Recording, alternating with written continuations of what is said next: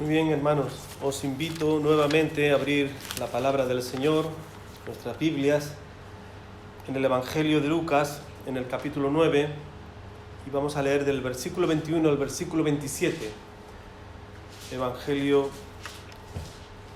de Lucas, capítulo 9, del versículo 21 al versículo 27.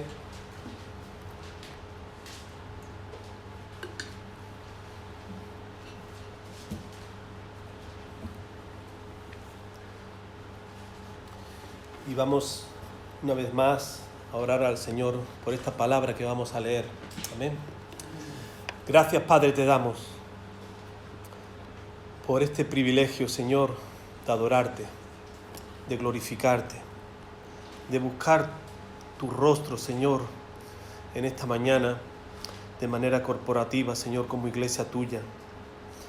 Gracias, Señor, porque en esta adoración que levantamos a ti, también, Señor, está la exaltación de tu santa y bendita palabra, la cual, Señor, habla con nosotros, Señor, trata con nuestros asuntos personales, con nuestras resistencias, con nuestras durezas, con nuestras terquedades. Oh Padre, que tu palabra sea como martillo rompiendo, Señor, todo aquello que a veces nos cuesta trabajo admitir, reconocer y echar fuera de nosotros, Señor. Ayúdanos, Señor, a escuchar tu voz en esta mañana y que tu palabra ocupe el lugar que pertenece, Señor, a ti, Señor, en nuestros corazones. Te lo pedimos así, Señor, en el nombre de Jesús. Amén. Dice la palabra del Señor: pero Él les mandó que a nadie dijese esto, encargándoselo rigurosamente, y diciendo: es necesario que el Hijo del Hombre padezca muchas cosas y sea desechado por los ancianos, por los principales sacerdotes y por los escribas, y que sea muerto y resucite al tercer día. Y decía a todos: si alguno quiere venir en pos de mí, niéguese a sí mismo, tome su cruz cada día y sígame. Porque todo el que quiera salvar su vida, la perderá. Y todo el que pierde su vida por causa de mí, éste la salvará. Pues, ¿qué aprovecha al hombre si gana todo el mundo y se destruye o se pierde a sí mismo?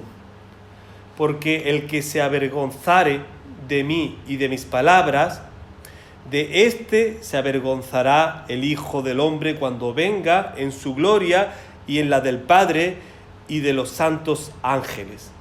Pero os digo en verdad que hay algunos de los que están aquí que no gustarán la muerte hasta que vean el reino de Dios. Amén. Hasta aquí la palabra del Señor. Hermano, este relato que hemos leído fácilmente lo podríamos resumir o titularlo como: eliges con quién quieres seguir caminando. Eliges con quién quieres seguir caminando.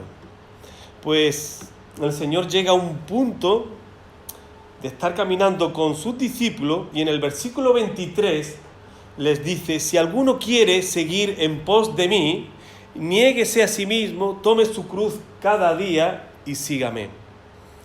Hermano, observamos que este acontecimiento tiene lugar después de la profesión de fe de Pedro, en el que dice a los suyos, en el versículo 20, cuando el Señor le está preguntando quién dice la gente que es Él, y argumentando cada uno la opinión particular que tenían de lo que pensaba la gente del Señor, Pedro, cuando llega el momento en el que el Señor les dice: ¿y vosotros quién decís que soy? En el versículo 20.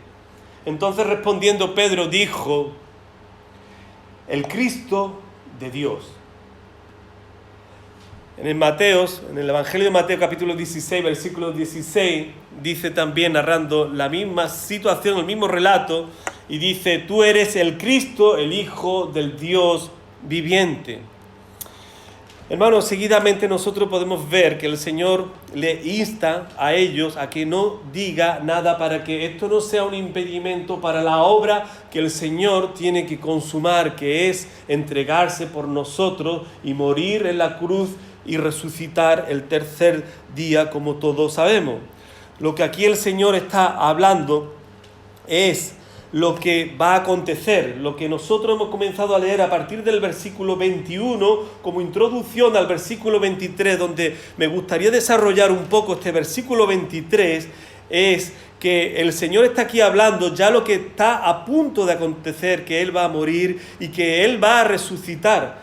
Hermano, esta es la definición de lo que es el Evangelio, este es el fundamento de la cristiandad, estas son las buenas noticias que el pueblo del Señor está siempre invitado por la palabra del Señor a que nosotros estemos compartiendo estas buenas noticias con las personas que no conocen. Para las personas que están viviendo en una mala situación, en una mala noticia por causa de la consecuencia de sus pecados. Hermano, y cuando nosotros observamos aquí la palabra del Señor, en lo que el Señor le está describiendo, que Él va a morir y también que Él va a resucitar, hermano, estamos viendo el procedimiento en el que el Señor usa para que su nombre sea exaltado y sea glorificado. Hermano, lo que el mundo entiende como una gran vergüenza, como una gran humillación, como una gran tragedia, como una gran derrota, en el título que nosotros podríamos ponerle a todo ello, nosotros vemos que para el Señor es el medio, es el camino de mostrar su exaltación y ser Él glorificado. Hermano, las personas siempre tienen el concepto opuesto a lo que la palabra del Señor en sí misma nos dice. Para el mundo esto sería una derrota, esto sería como una mofa. De hecho, se mofaban cuando lo estaban viendo al Señor crucificado, se mofaban como de haber decepcionado, de haber engañado con el mensaje que estaba dando a los que le seguían.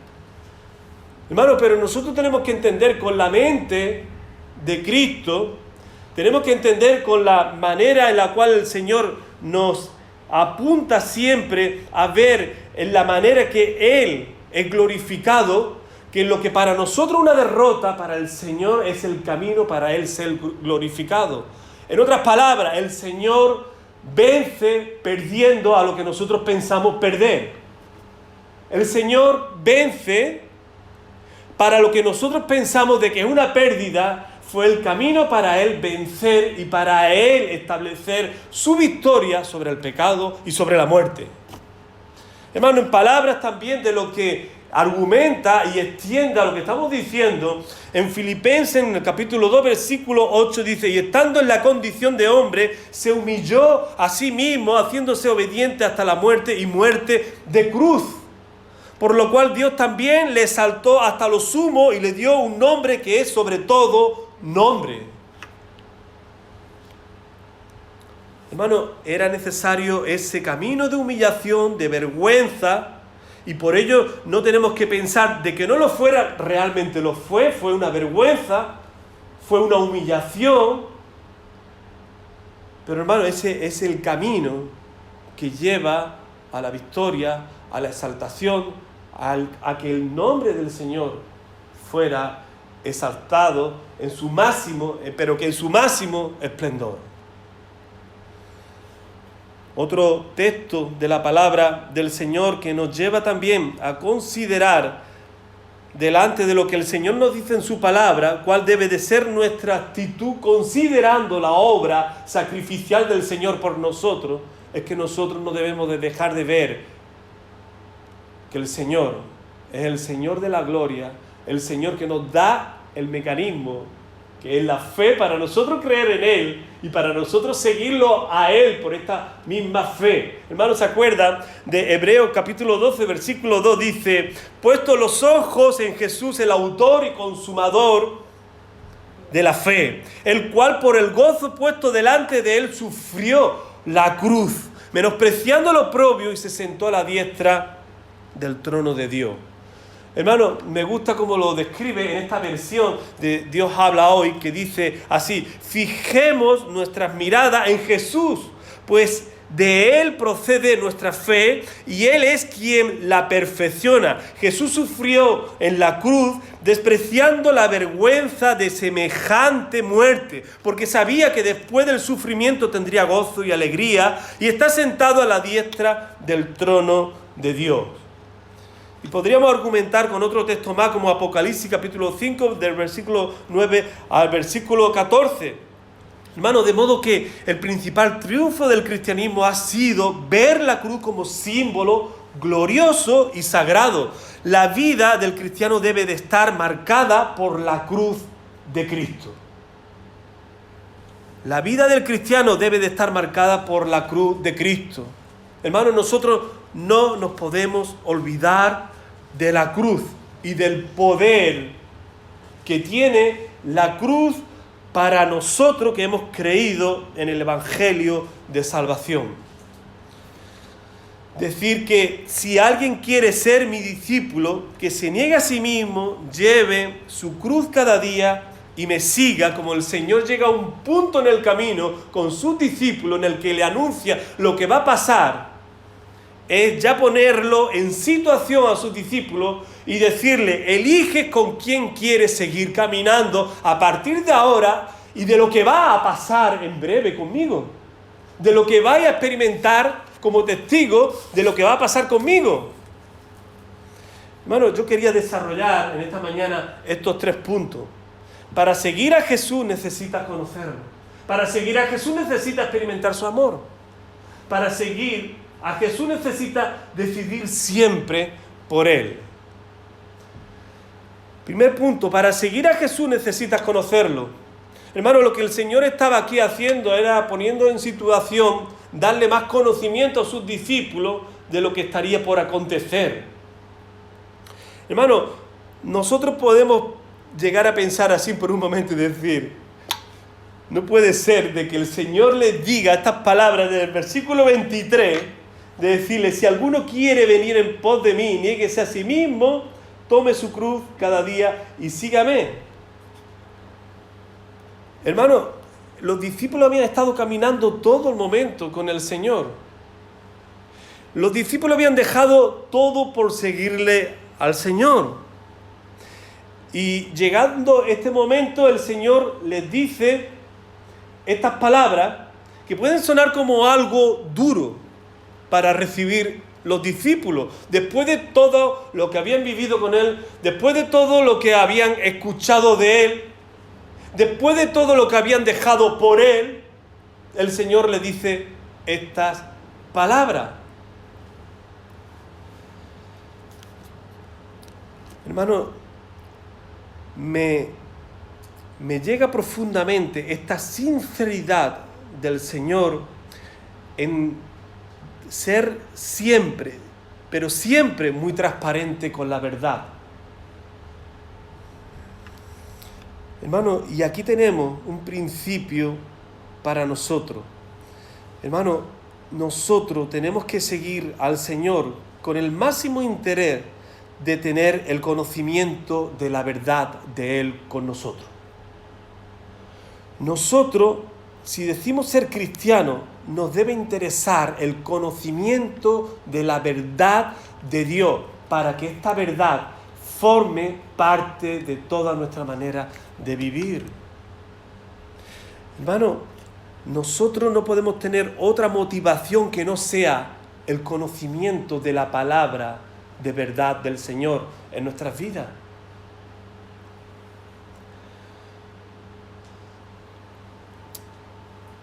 En Romanos, capítulo 10, versículo 2, dice el apóstol Pablo: porque yo soy testigo de que tienen celo por Dios, pero no conforme al verdadero conocimiento. El apóstol Pablo estaba aquí reprochando a los judíos que tenían celo por Dios, pero no era conforme al verdadero conocimiento. Pongo esta ilustración, pongo este ejemplo, porque a veces podemos tender a resbalarnos a pensar así, bueno, mi mayor interés tiene que ser que yo tenga celo, que yo tenga pasión por Dios, que yo busque de Dios lo que es yo sentirme bien con este deseo de las personas con las que yo voy a estar, con el lugar donde yo me voy a reunir. No, hermano, lo que tú tienes que fijarte es que si tú tienes que tener celo por Dios y tu amor por Dios va a ir creciendo, va a tener que ser por el conocimiento de la verdad, por el conocimiento de la palabra del Señor. Nuestra atención debe de estar centrada en la palabra de Dios. Hermano, pero ahora bien una cosa, si nosotros no tenemos la palabra de Dios como tal, nosotros vamos a tender a caernos de dos lados. Bueno, este autor, me gustó la cita de él, John Mackay, él dice, la entrega sin reflexión es fanatismo en acción. Pero la reflexión sin entrega es la parálisis de toda acción. Tanto una cosa está mal como la otra también. Hermano, el conocimiento de la verdad me tiene que llevar a una reflexión que como resultado de esa reflexión me lleve a actuar de acuerdo a la verdad de la palabra del Señor. Hermano, si yo me entrego directamente en la reflexión, si yo me entrego sin reflexión, es fanatismo en acción. O si yo, por ejemplo, hago lo otro contrario, pero la reflexión sin entrega es la parálisis en toda acción. Tanto una cosa como la otra está mal. Hermano, nuestra entrega tiene que ser en el conocimiento de verdad que me lleva a esta reflexión y que posteriormente me lleva a actuar de acuerdo a lo que yo estoy extrayendo de la verdad. Hermano, hay 3 puntos de vista importantes que nosotros tenemos que tener aquí en cuenta. Uno, el que las personas puedan seguir, y esto podría pasar con los discípulos, y el Señor le aplica y les da lo que es necesario, que es el conocimiento de verdad, para que ellos entiendan de que al Señor no se le sigue como un rito, como una costumbre, como algo que yo tengo que hacer por hacer. No. Hermano, esto es lo que nosotros podríamos decir que hacen los católicos.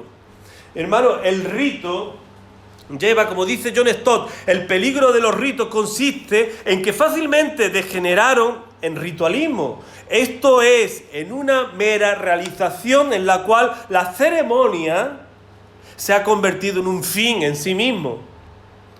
Un sustituto desprovisto de significado de culto. Hermano, para que nosotros lo entendamos, venir a la iglesia como fin, esto no te va a ayudar en nada. Nosotros entendemos de que la iglesia, venir a la iglesia es uno de los medios, ¿verdad?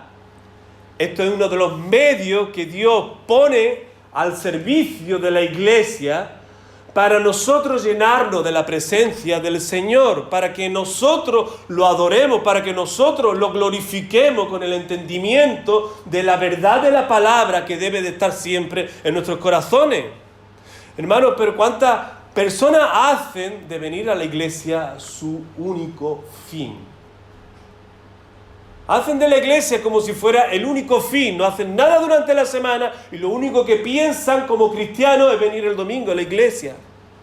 No, hermano, eso no puede pasar con nosotros. Esto no podía pasar con los discípulos, seguir por seguir al Señor, sin saber lo que iban a enfrentar. Lo que el Señor le estaba diciendo, mira, lo que está pasando conmigo va a pasar también con vosotros. Vosotros vais a padecer.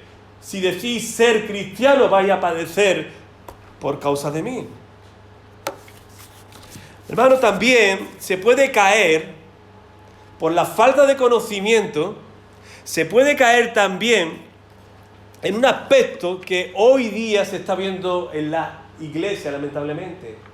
Muchas iglesias están buscando experiencia. Yo quiero tener una experiencia que me lleve, que me flote, que me haga estar como en suspenso por ahí arriba. ¿Verdad? No, hermano, nosotros entendemos todo lo contrario. Alguien dijo así, dice, lo que importa en último término no es la doctrina, sino la experiencia. Bueno, esta es la manera de pensar de muchos. No, yo no quiero doctrina. Doctrina yo ya he llegado a escuchar, no sé si los hermanos. Doctrina es cosa de hombre. Qué equivocado no está. Doctrina es una palabra que es igual a decir enseñanza. Y nosotros tenemos que estar apegados a las enseñanzas de la palabra del Señor. Hermanos, nosotros no podemos coger y dejarnos llevar por las experiencias meramente y descartar el conocimiento. No, hermano, del conocimiento brota la experiencia en sus más altas expresiones de las emociones. Y con ello no estoy diciendo que la experiencia sea mala, las emociones sean malas, no. Pero primeramente viene el conocimiento. Primeramente la base, el fundamento es el conocimiento. Y yo expreso lo que yo experimento por el conocimiento de verdad que está reinando, que está ocupando el máximo lugar en mi vida, en mi corazón. Por otro lado, hermano, no se puede seguir a Jesús por el puro hecho del activismo. También estamos viendo en nuestros días, contra más programaciones tenga una iglesia, como que mejor ellos se piensan que están sirviendo al Señor, mejor se piensan que están adorando al Señor. No, hermano, el activismo tampoco es un fin en sí mismo. El activismo, el hacer muchas cosas, no te hace ser mejor cristiano que otro que no tiene tanta actividad. Hermano, por ello tampoco estoy diciendo de que la iglesia no debe hacer ninguna actividad. No, tampoco estoy diciendo eso. Pero todo tiene su lugar. Todo tiene su lugar y su orden dentro de lo que nosotros vemos, en lo que el Señor nos enseña en su palabra.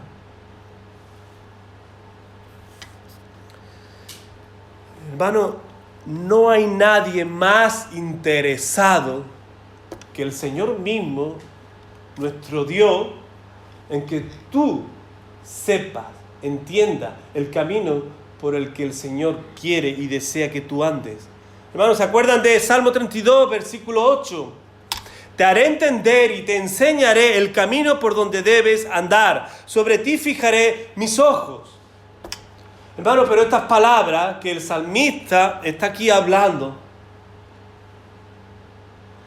tiene que haber también en nosotros la actitud, el deseo de buscar la palabra del Señor, la dirección del Señor. Algunos pueden descansar y decir, bueno, como el Señor me va a hacer entender, el Señor me va a enseñar, yo no tengo que hacer nada. No, te equivocas. Tú tienes que hacer, tú tienes que buscar. Tú tienes que leer la palabra del Señor. ¿Queremos una aplicación de lo que estamos hablando? Lee la palabra. La iglesia siempre te va a animar a que leas la palabra. A que estés siempre en tu devocional la centralidad de buscar la palabra del Señor. Me gusta cómo lo expresa John Piper. Él dice así: la grandeza de Dios no flota sobre la Biblia como un gas. No se esconde en lugares ocultos separados del significado de las palabras y frases. Se ve en y por el significado de los textos sagrados. Se ve en y por el significado de los textos sagrados. Hermano, no te equivoques en pensar que venir a la iglesia es lo suficiente, o escuchar una predicación de vez en cuando es suficiente. No es suficiente, hermano.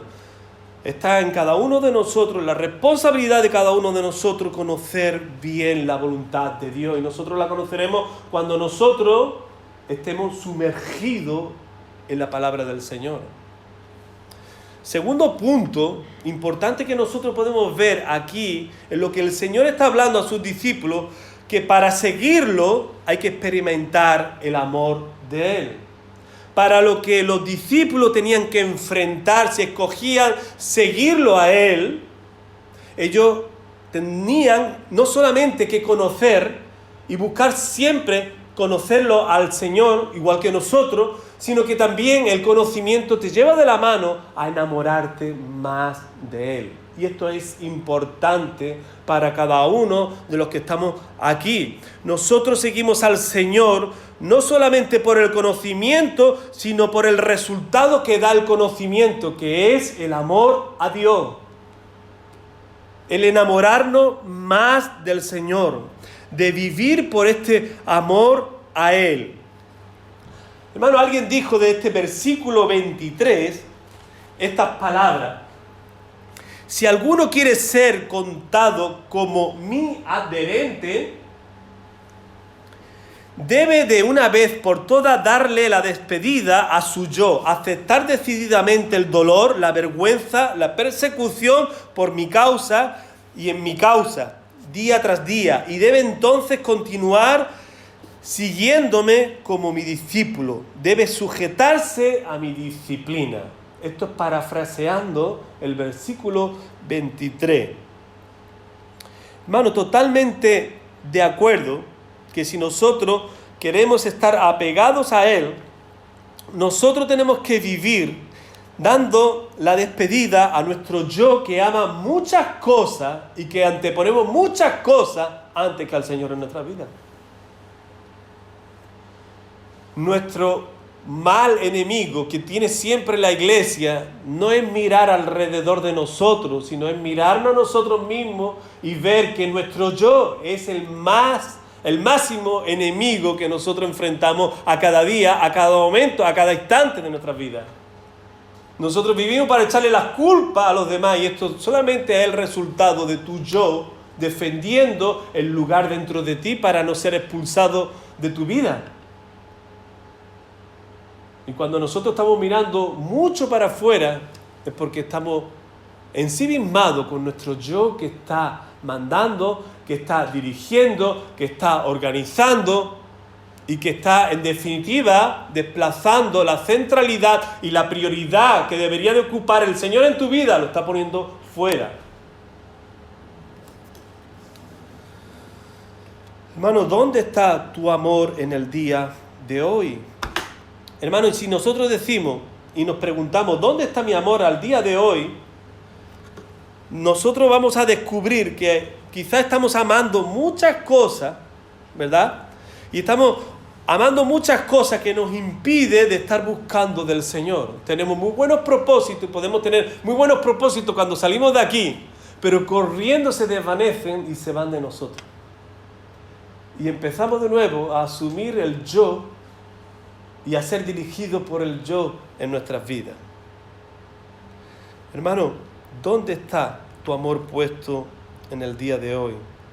Jesús lo dijo en estas palabras cuando se refirió en Mateo 6, 21. ¿Dónde está tu tesoro? Allí también estará tu corazón. Donde esté tu tesoro, allí también estará tu corazón. Hermano, parafraseando este versículo, quiere decir: aquello que sea mi mayor placer, mi tesoro, determinará todas mis decisiones, pasiones, emociones, compromisos, y también abnegarme, es decir, a ello le entregaré mi corazón, lo amaré. Hermano, si tú amas otras cosas más que el Señor, seguro que eso te va a impedir de tener más del Señor en tu vida. Eso puede aparecer en el momento de venir a la iglesia y dejar a la iglesia por causa de ese amor que tú tienes por aquello que está golpeando tu puerta en ese momento. Eso puede ser un pretexto para no hacer las cosas que debieras de hacer, como nos dice la palabra del Señor. Nos convertimos, en definitiva, como una marioneta del deseo que nosotros amamos. Anteponemos sus deseos ante el amor del Señor. Después de nosotros diremos, no, el que manda es Cristo. No manda a Cristo. Está mandando esa situación que estás dejando a Cristo y tus deberes y responsabilidades como cristiano por aquello que te está manipulando. Y eso tan solamente está mostrando que el tesoro de tu vida no es el Señor, es eso.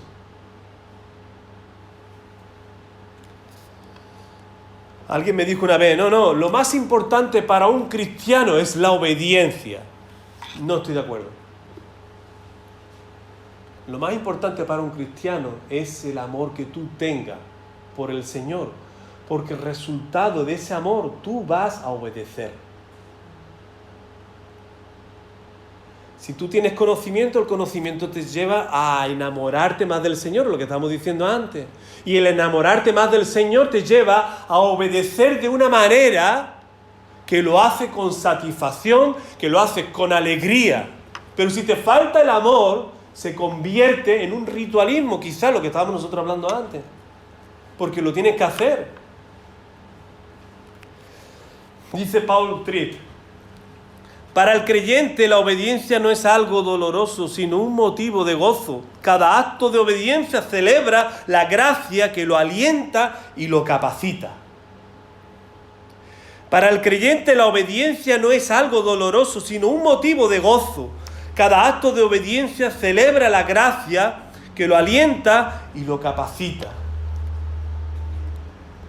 Hermano, la semana pasada, de hecho se me había olvidado, después lo diré en un anuncio. Estábamos reunidos con algunos pastores de aquí de Málaga. Y estábamos ya organizando lo que es el retiro de iglesias que tendremos finales de octubre y principio de noviembre. Y estábamos así hablando de las experiencias de cada uno de los pastores. Y un pastor que la iglesia lo conoce mucho, que es Luis Morata, que es muy amigo, la verdad que es muy amigo mío. Él estaba compartiendo para todos nosotros. Y él estaba diciendo, hay que ver, no me dejo de sorprender. Y él decía, y yo ya he predicado sobre este tema. Y él decía que el tema de esa predicación que también había hablado mucho a su corazón es el siguiente: las verdades que un cristiano no cree porque no vive. Las verdades que un cristiano cree pero no vive. Lo había dicho al revés. Las verdades que un cristiano cree pero no vive. Hermanos, nosotros creemos en el perdón. Sí, creemos porque es bíblico, pero después a la hora de vivirlo, nosotros nos resistimos y anteponemos nuestro yo y nuestras creencias para no perdonar. El cristiano cree de que hay que venir a la iglesia, sí, pero muchas veces no viene a sabiendas de que es importante venir a la iglesia porque antepone otros intereses por encima de los del Señor sobre nosotros. Y nosotros acabamos no viniendo a la iglesia. Y así podríamos argumentar muchas cosas que es bíblico, pero después nosotros no hacemos porque yo tengo mi manera de vivir y de hacer y de pensar las cosas. ¿Qué es lo que estoy haciendo? Estoy anteponiendo mi yo sobre lo que el Señor me dice. Hermano, esto nos debería hacer pensar y cuestionarnos muchas cosas. Wow, ¿hasta qué punto el Señor está mandando en mí o yo estoy mandando en mí? Y encima me doy el privilegio de decir que soy cristiano o cristiana. Digo que soy cristiano y cristiana, pero estoy haciendo lo que me da la gana. No, hermano, para seguir a Cristo, si tenemos las cosas claras y las verdades que Cristo habla a nuestro corazón, yo me tengo que abnegar por amor al Señor y seguirlo a Él. Esa es la verdad, esa es la aplicación. ¿No sabes qué hacer? Esto es lo que el Señor te dice: abnégate a ti mismo, síguelo por amor a su nombre. Tercero y último, para seguir a Jesús necesita decidir siempre por Él. Para seguir a Jesús necesita decidir siempre por Él. O sea, tenemos que poner al Señor en el centro de nuestras decisiones. Lo que estábamos hablando antes, este texto es mal interpretado, hermano, porque muchas veces nosotros, cuando vemos el versículo 23, si alguno quiere venir en pos de mí, niéguese a sí mismo, tome su cruz cada día y sígame. Hay muchos que dicen así: es que a mí me ha tocado sufrir en esta vida y tengo que seguir sufriendo. Esta es mi cruz. Yo creo que esto lo habremos escuchado muchas veces, ¿verdad? De decir, esta es mi cruz que yo tengo que estar llevando. Pero el Señor no estaba diciendo eso aquí. El Señor no te está diciendo de que estás sufriendo y esto es lo que te ha tocado vivir y tienes que sufrir y esta es tu cruz. No. Hermano, eso es sacar el texto fuera de su contexto. Eso no es hacer una buena exégesis, contemplando el contexto en donde se sitúa este versículo. Hermano, lo que el Señor está diciendo aquí es que tomar la cruz y seguirlo a Él quiere decir que yo estoy dispuesto a morir a mi yo. Eso es lo que significa que yo esté dispuesto a morir a mí mismo, que yo esté dispuesto a seguirlo a Él, muriendo a mí mismo, a mis deseos, a mis placeres y a todo aquello que realmente muchas veces quiero anteponer, y el Señor me dice el contrario: yo tengo que morir para que viva Cristo en mí.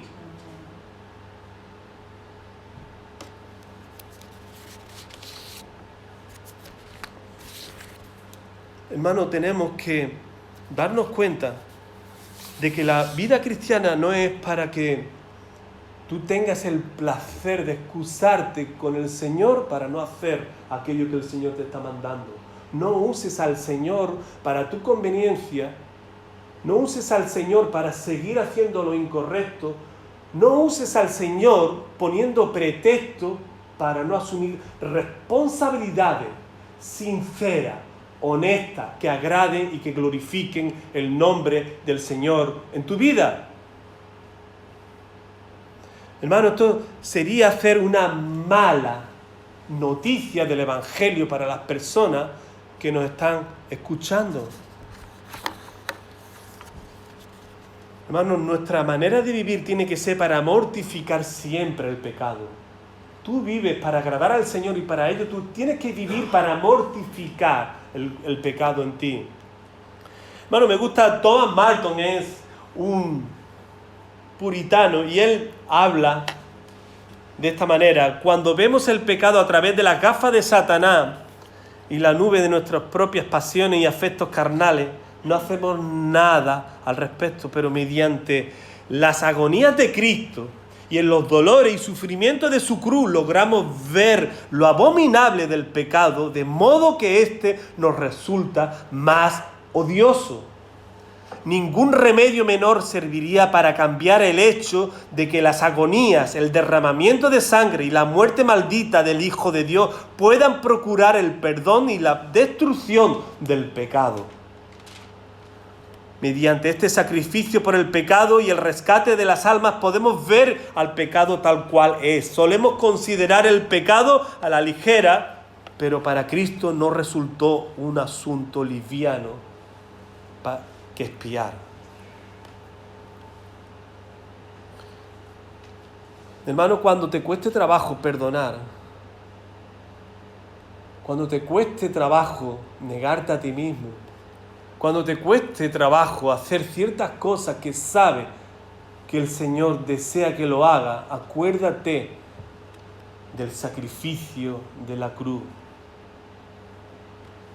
No fue algo, no fue como a veces se puede presentar como una película, como algo que no tuvo, o si tuvo, no tuvo tanto redundancia de dolor, de sufrimiento. No sufrió. Fueron clavos que penetraron en la palma de la mano, rompiendo esas manos. La corona de espinas era una corona realmente de espinas que sangró, pero mucha sangre. Y el tormento y dolor y sufrimiento que sufrió, eso es inhumano en la cruz del Calvario. Y todo por nosotros. Todo por nuestros pecados. Para que después tú te tomes las cosas como a tu manera, con liviandad. No pasa nada, el Señor me comprende, el Señor me entiende. El Señor sabe, ¿qué sabe? Que no quieres hacerlo, que no quieres asumir responsabilidades, que no quieres buscarlo en conocimiento de verdad, que no quieres enamorarte más de Él para cambiar tu vida y para así decidir más por Él.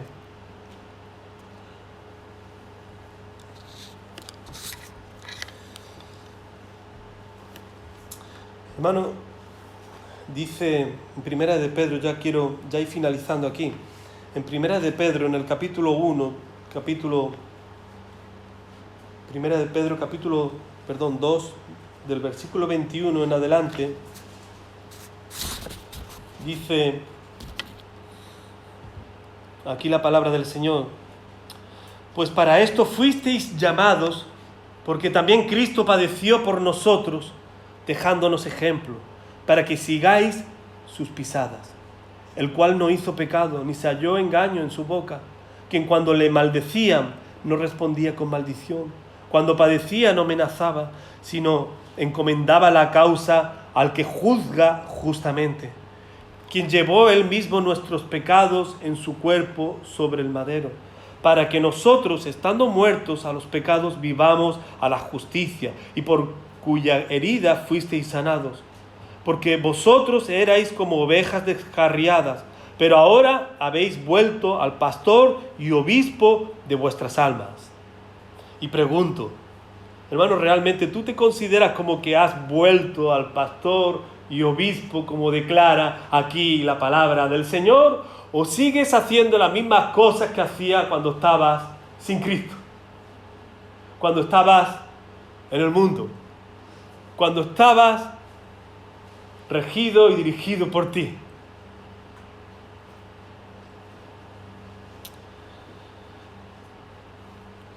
Hermano, el Señor también dice en su palabra, Juan 15, 14: vosotros sois mis amigos si hacéis lo que yo os mando. Hermano, ¿estamos nosotros haciendo lo que Él nos manda? Hermano, es hora de que nosotros digamos nuevamente en el día de hoy: el Señor se para delante de nosotros y dice estas mismas palabras que nosotros hemos leído y hemos visto en esta mañana. Si alguno quiere venir en pos de mí, niéguese a sí mismo, tome su cruz cada día y sígame. Nosotros nos podemos quedar también sorprendidos, me imagino cómo se quedarían los discípulos después de tanto tiempo caminando con Él, escuchar estas palabras. Pero es una decisión que nosotros tenemos que hacer también en el día de hoy. No, yo quiero seguir, y yo quiero seguir en estos tres principios: que el conocimiento no falte en mí de la palabra del Señor, que mi amor por Él esté cada vez creciendo, a tanto que no me importe negarme a mí mismo por amor del Señor, y esté dispuesto a cada día de mi vida a decidir por Él y no por mí mismo, sin tenerlo en cuenta a Él en mi vida.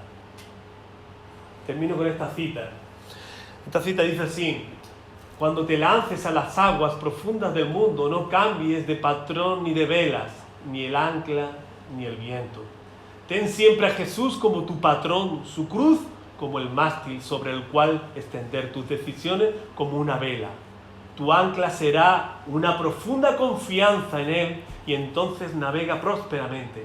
Ojalá que el viento favorable de las inspiraciones celestiales siempre llenen tus velas más y más y te hagan llegar felizmente al puerto de una eternidad santa. Manos puestos en pie, vamos a terminar orando al Señor, pidiéndole al Señor que nos ayude en este deseo de seguirle y seguirle sabiendo que tenemos que negarnos a nosotros mismos tomando su cruz cada día. Amén. Padre, muchas gracias te damos por ser recordados por tus palabras en qué camino nosotros queremos seguir caminando. Señor, deseamos seguir caminando contigo. Deseamos, Señor, estar dispuestos a mortificar nuestro yo para que tú vivas, para que tú reines y para que tú seas glorificado en cada uno de nosotros, Señor. Señor, te rogamos que salgamos de aquí de tal manera, tan comprometidos, Señor, que estemos todos los días apartando tiempo para adorarte, que en todos los momentos que tengamos a solas, te tengamos a ti presente en nuestros pensamientos. Señor, que tú seas el amor de nuestra vida, Señor, que con fuerza, Señor, que con ímpetu, Señor, nos lleve a buscarte, Señor, en la intimidad de nuestros corazones, a rendirnos delante de ti, Señor, para que tú seas exaltado.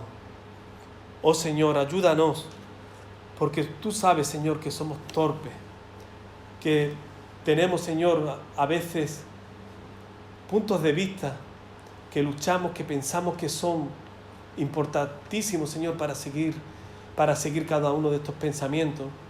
Señor, pero si vamos a la luz de tu palabra y lo que tu palabra nos dice, Señor, nos damos cuenta que estos pensamientos no son nada delante de tu presencia, que estos pensamientos más bien los tenemos que quitar de nosotros, Señor, para que tú seas glorificado, para que tú vivas y reines, Señor, en el control de nuestra vida, Padre.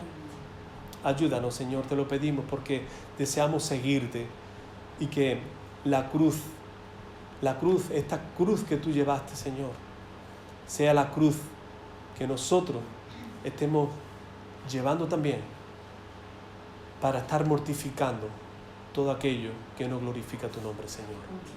Te lo pedimos así en el nombre de Jesucristo. Amén. Y que la gracia de nuestro Señor Jesucristo, el amor de Dios y la comunión del Espíritu Santo esté con todos vosotros desde ahora y para siempre. Amén. Amén.